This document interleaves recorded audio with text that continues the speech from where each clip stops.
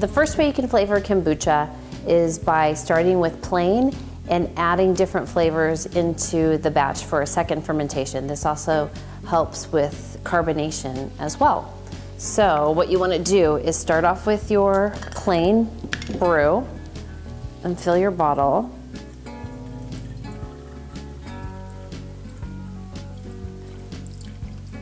This one's really carbonated, so I'll fill it as much as I can, right there. And then we'll go ahead and add the flavor. So I'm gonna add some lavender, which, you know, this is great if you have any herbs or like a vegetable garden or some berries in your yard. This is a great way to use them. Even the lavender leaves work really well too. Then I've sliced up some ginger. You wanna leave the skin on. There's a lot of bacteria on the skin that helps with the carbonation process. So add that, and a little bit of lemon for a lemon lavender flavor is delicious.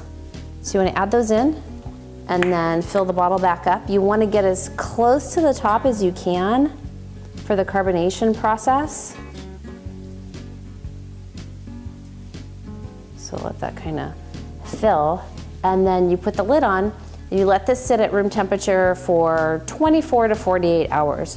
During that process, the kombucha is still feeding off of the sugar. So, you know, lemons have sugar, and I'm not sure about the other two, but the byproduct is the carbonation. So the kombucha is still looking for the sugar, it's still fermenting, it's feeding off of that, and then that will help with your carbonation as well.